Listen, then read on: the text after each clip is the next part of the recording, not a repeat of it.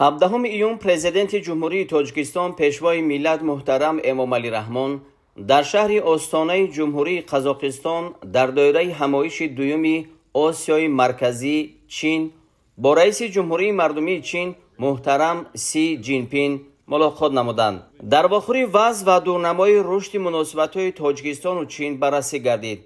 پرزیدنت کشور ما محترم امامعلی رحمان تاکید داشتند که سفر تاریخی دولتی شما به تاجیکستان افق‌های نوی شریکی همه‌جانبه استراتژی دو کشور را باز کرد. تاکید گردید که تاجیکستان سطح شریکی استراتژی همه‌جانبه با چین را بلند ارزیابی می‌نماید. رئیس جمهوری مردمی چین محترم سی جینپینگ از سفر دولتی خود به تاجیکستان که سال گذشته جریان داشت با قناعتمندی یادآور شده اظهار باوری نمودند که تطبیق نتیجه‌های آن برای هر دو جانب ثمره بخش خواهد بود. رئیس چین به تشبس‌های جهانی تاجیکستان در ساحه آب و اقلیم بهای بلند داده سرور دولت ما را با برگزارسازی با ثمر نخستین کنفرانس بین المللی دایر به حفظ پریخ‌ها تبریک و تهنیت گفتند. محترم سی جینپینگ همچنین تاکید داشتند که چین منبعد هم رشد همه‌جانبه و تحکیم استقلال دولتی تاجیکستان را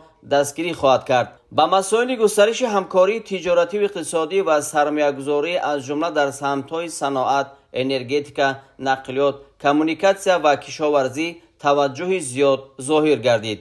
از رشد همکاری منطقه‌های دو کشور اظهار قناعت کرده شد. گفته شد که در ساختار گردش سودای خارجی تاجیکستان سهم چین حدود زیاده از 20% را تشکیل می‌دهد. در رابطه با رشد ساحه کشاورزی ما توسط جاری نمودن تکنولوژی‌های اینوواسیونی اظهار هوسمندی کرده شد. تاکید گردید که حالا در تاجیکستان زیاده از 700 شرکت با سرمایه چینی در ساحه‌های مختلف اقتصادی و اجتماعی عمل می‌کند. با نظر داشت رشد با سرعت صنعت، بنیاد پارک‌های مشترک تکنولوژی صنعتی، اینچنین آیتی مرکزهای علمی و تحقیقاتی امر مهم دانسته شد. تشکیل کارخانه‌های مشترک با جلب سرمایه چینی عاید به استحصال ماشین‌های برقی، پنل‌های آفتابی، داروسازی و صنعت خیمیا در تاجیکستان ضرور شمرده شد. تأسیس شرکت لیزینگی تاجیکستان و چین سمت آینده‌دار همکاری نامیده شد.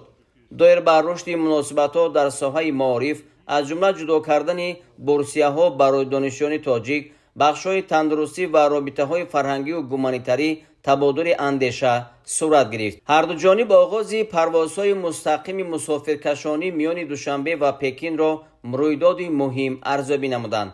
از برگزاری روزهای فرهنگ چین در تاجیکستان در سال روان استقبال کرده شد. سطح بلند همکاری کشورها در چارچوب سازمان همکاری شانگهای و همایش آسیای مرکزی چین تاکید گردید. جانب‌ها برای تقویت منبع‌های همکاری در سمت تأمین امنیت علاقمندی خود را تاکید داشتند. از روی نتیجه ملاقات سران دولت‌های تاجیکستان و چین یک قطار سندهای نوی همکاری به امضا رسید. سازشنامه میان حکومت جمهوری تاجیکستان و حکومت جمهوری مردمی چین درباره همکاری در ساحه مالکیت ذهنی، برنامه همکاری تجارتی و اقتصادی میان حکومت جمهوری تاجیکستان و حکومت جمهوری مردمی چین برای دوره تا سال 2030، یادداشت تفاهم میان وزارت کارهای خارجی جمهوری تاجیکستان و وزارت کارهای خارجی جمهوری مردمی چین عاید به تأسیس مکانیزم مکالمه استراتژی سطح